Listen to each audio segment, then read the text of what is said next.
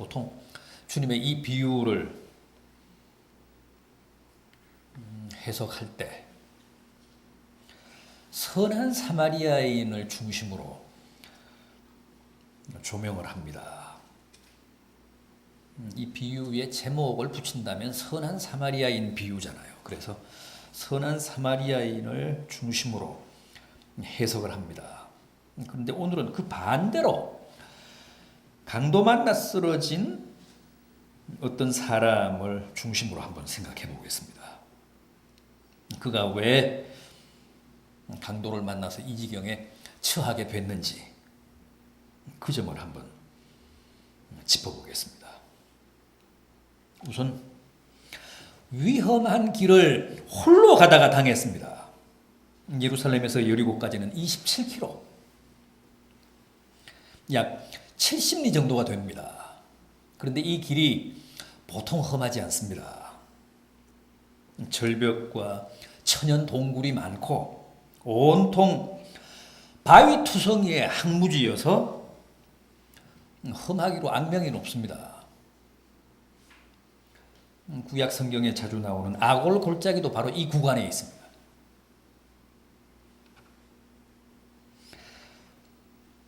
동굴이 많아서, 천연 동굴이 많아서 강도들이 은신하기가 좋기 때문에 그 강도들의 출몰이 잦았습니다. 그래서 마의 길, 피의 길이라는 별명까지 붙어 있습니다.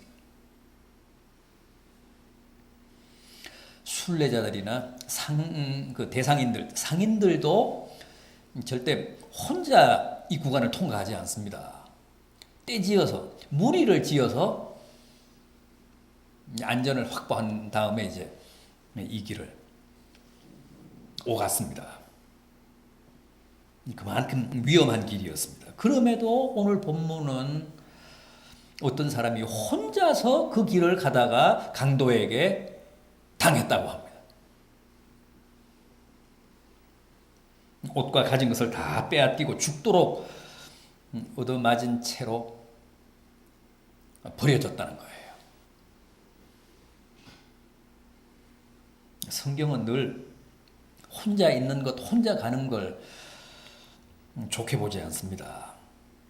아담이 혼자 있는 게 좋지 않게 보여서 하나님이 이 짝을 만들어 부부가 되게 했다고 하지 않았습니까? 또 하와가 혼자 있을 때 마귀에게 당했습니다.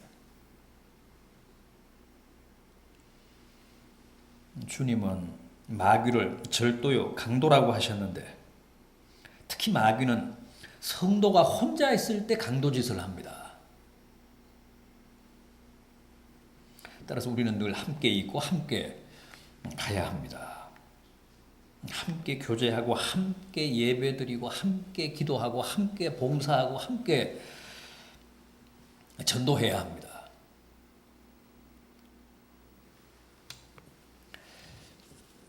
물론 함께 있기 때문에 불편한 것도 많습니다. 함께 있기 때문에 안 받아도 좋을 상처를 받을 때도 있습니다.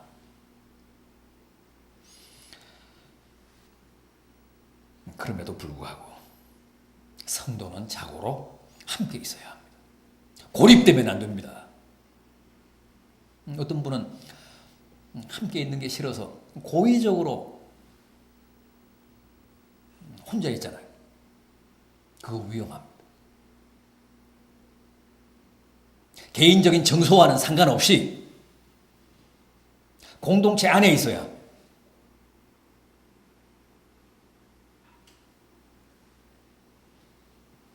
철새나 무슨 작은 물고기나 또 초식동물들, 누 같은 그 초식동물들이 다 떼지어 있잖아요. 안전 때문에 그렇습니다. 자신들을 지키기 위해서 그렇습니다. 무리를 이루어서 공동체 안에 있는 겁니다. 그 무리에서 이탈되면 위험합니다. 포식자의 표적이 됩니다. 마귀는 귀신이잖아요. 마귀는 이를테면 포식자입니다. 성도가 그 성도 무리 안에 있지 않고 공동체 안에 있지 않고 혼자 고립되면 타겟을 삼습니다. 공격의 타겟으로 삼습니다. 양떼 안에 있어야 되잖아요. 양떼가 길을 잃으면, 한 마리가 고립되면 그건 가차 없습니다. 그건 포식자의 밥입니다. 똑같은 원리입니다. 똑같은 이치입니다.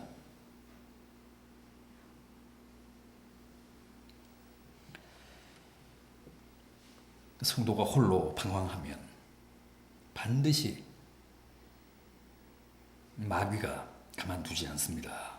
그런데 오늘 이 본문에 어떤 사람은 혼자 그 위험천만한 길을 가다가 결국은 당했다는 겁니다. 가진 거 다 빼앗기고 죽도록 맞고 그냥 함부로 버려졌습니다. 그러니까 당할 걸 당한 겁니다.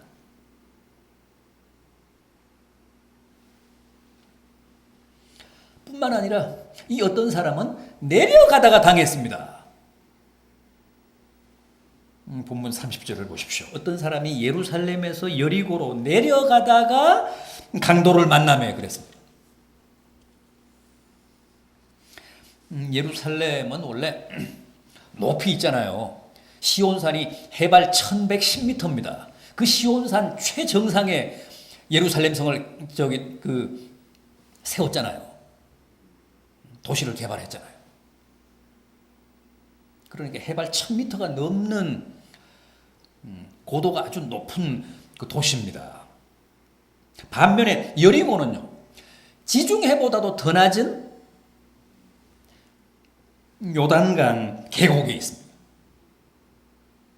그런데 이 어떤 사람이 가장 높은 곳에서 가장 낮은 곳으로 내려가다가 강도를 만났다는 거예요. 그래서 사경에 처하게 됐다는 거죠. 여러분, 이 사실은, 이 말씀은 우리에게 아주 중요한 교훈이 됩니다.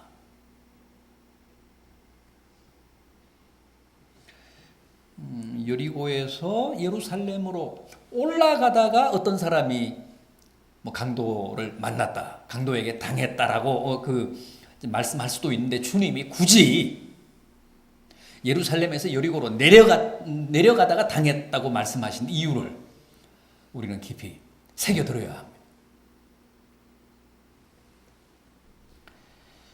신앙생활은 올라가야 합니다. 내려가서는 안 됩니다. 독수리가 날개치며 올라감 같이 올라가 해야지 내려가다가는 마귀에게 당합니다. 강도에게 당합니다. 저 밑바닥까지 추락합니다. 날마다 우리는 성장해야 합니다. 진보해야 합니다. 성숙해야 합니다. 내려가거나 뒷걸음질 치면 결국은 실패합니다. 결국은 맨 밑바닥까지 추락합니다. 이 어떤 사람처럼 사경에 처하게 됩니다.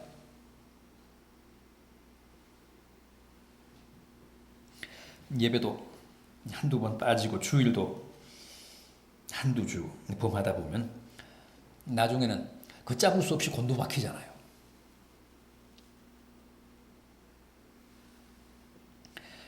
회복이 불능한 상태에 추락합니다.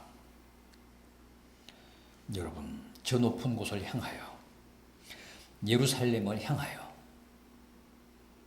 시온산 정상을 향하여 올라가십시오. 올라가야 합니다. 물론 해발 1000m가 넘으니까 올라간다는 거 쉽지 않습니다. 고단합니다. 힘듭니다. 그럼에도 신앙생활은, 우리 성도의 삶은 올라가야 합니다.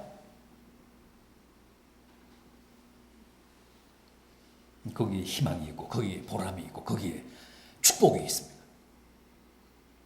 거기에 주님이 허락하시는 은혜가 있습니다. 그럼에도 불구하고 이 어떤 사람은 내려가다가 아주 곤두박혔습니다. 맨 밑바닥까지 추락했습니다. 뿐만 아니라 이 어떤 사람은 성전을 등졌기 때문에 필연적으로 당했습니다. 어떤 사람이 예루살렘에서 여리고로 내려갔다는 것은 성전을 등지고 갔다는 말의 다름 아닙니다. 예루살렘 성이 거룩한 성인 이유가 뭡니까? 예루살렘 성을 우리가 성도라고 하죠. 거룩한 성이라고 하죠. 거룩한 도성. 왜냐하면 예루살렘 성에는 예루살렘 성전이 있기 때문입니다.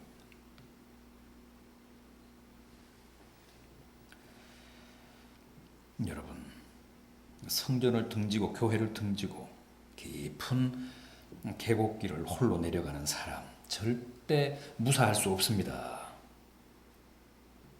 세상에는 온 천지에 강도대가 널렸잖아요. 도처에 마귀들이 매복하고 있습니다. 언제 어느 지점에서 마귀를 만날지 모릅니다. 사방이 올무입니다. 복병이고 함정입니다. 삐끗하면 천길벼랑입니다. 어떻게든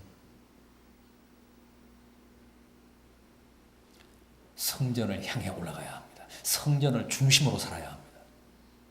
우리 믿는 자들은 반드시 교회를 내 삶의 구심으로 삼아야 합니다. 교회 등지면, 교회 떠나면 정말 그 사람의 신변은 누구도 장담할 수 없습니다. 왜 우리가 교회를 내 삶의 구심으로 삼아야 할까요? 왜 교회를 중심으로 살아야 우리의 삶이 안전할까요? 강도란, 마귀란 교회에서는 맥을 못 춥니다. 세상은 어차피 자기 세상이잖아요. 자기의 동무대잖아요. 그러나 교회는 아닙니다. 유일하게 교회는 아닙니다. 왜요? 교회는 주님의 몸이잖아요. 교회의 머리가 주님이시잖아요. 주님의 성역입니다. 주님의 영역입니다. 세상은 자기 영역이지만 마귀가. 교회는 성령의 전이잖아요. 그래서 함부로 범하지 못합니다. 함부로 교회를 해치지 못합니다. 그래서 성도는 교회를 중심으로 살아야 합니다. 가능하면 교회를 가까이 해야 합니다. 교회를 등지면 안 됩니다. 교회로부터 우리가 멀어지면 멀어질수록 좋아할 존재는 마귀뿐입니다. 주님은 절대 반기지 않습니다. 교회 안에서 교회를 중심으로 교회를 바라보며 교회를 내 삶의 구심으로 삼고 살기를 바라십니다. 그래야 내 삶이 안전합니다. 내 신변의 안전이 보장됩니다.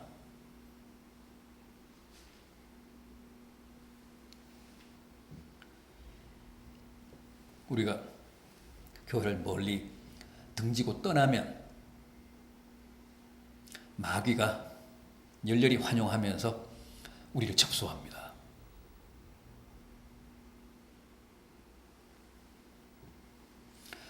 그때부터는 이제 자기 입맛대로 우리를 끌고 다니잖아요.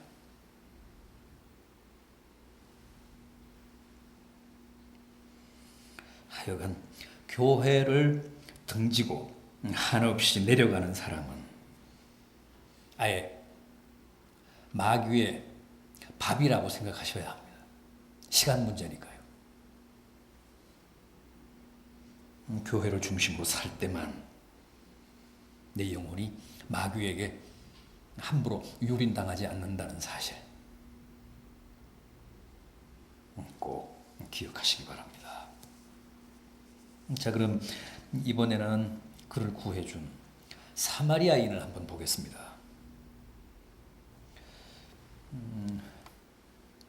본문 33절 이하를 보면 어떤 사마리아인 하나가 강도 만난 사람을 보고 불쌍히 여겨서 기름과 포도주를 상처에 붓고 또 자기 짐승에 태워서 주막까지 데려가서 돌봐주고 주인에게 데나리온 2를 주면서 이 사람을 좀 잘 치료해달라. 비용이 더 들면 내가 돌아갈 때 갚겠다. 어거스틴의 해석처럼 이 선한 사마리아인이 그리스도고 또 여기 나오는 주막이 교회라면 교회의 본질적인 사명이 뭡니까? 결국 주님이 맡기신 강도 만난 영혼들을 돌보는 일이 교회 궁극적인 사명이라는 거죠. 주님은 지극히 작은 자 하나에게 하는 것이고 내게 한 것이고 지극히 작은 자에게 하지 않은 것이 곧 내게 하지 않은 것이다. 그렇게 말씀하셨습니다. 여러분, 우리는 강도 만난 자를 만남으로써 강도 만난 자를 보살핌으로써 주님을 만납니다.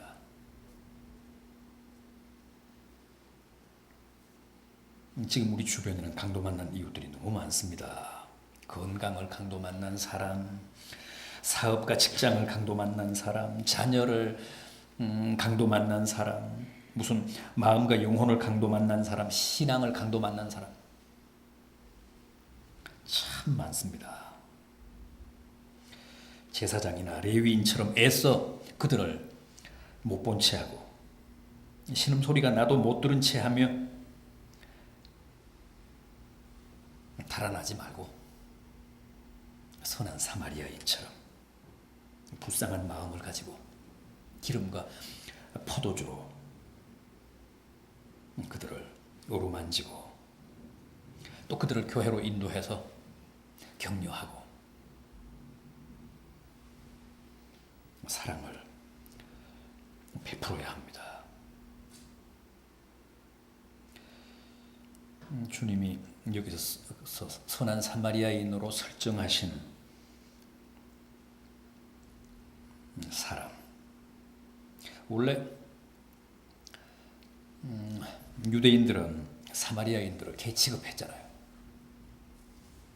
그러니까 주님의 이 설정은 주님이 사마리아인을 선한 이웃으로 설정했다는 사실은 유대 사회 지도층이요, 가진 자들이요, 기득권자들인 이 율법사라든가 제사장이라든가 레위인들에 대한 신랄한 고발입니다.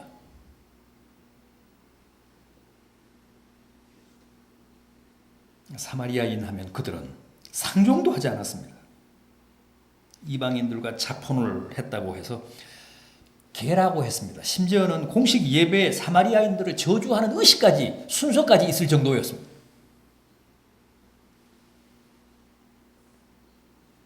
그만큼 유대인들이 사마리아인들을 증오했습니다. 그런데 주님이 바로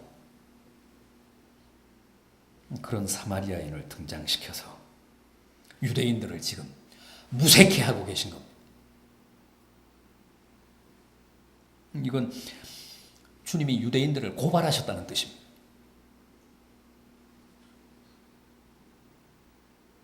유대인들에게 진정한 이웃이 누군가를 가르치셨다는 뜻입니다. 우리도 계산하지 말고 너도 가서 이같이 하라는 주님 말씀에 순종해서 지금 강도 만나 신음하고 있는 이웃들을 찾아갑시다. 그들을 위로합시다. 또 그들을 주막으로, 교회로 인도합시다. 다음 주에 실시할 사랑 희망 나눔 바자회도 작으나마 우리 주변에 혹은 이 지구촌에 강도 만난 자를 돕고 구하자는 취지의 이벤트입니다. 부디 최선을 다하시기 바랍니다. 그게 옳고 맞습니다. 그리고 우리의 그 수고와 봉사와 희생은 결코 헛되지 않습니다. 주님이 다 갚아주십니다. 주님이 다 보상해 주십니다. 우리에게는 그런 희망이 있습니다. 그런 확신이 있습니다. 따라서 성도 여러분 모두가 강도 만난 자를 돕고 구하는 이 시대에 선한 사마리아인들이 되시기를 진심으로 기원합니다.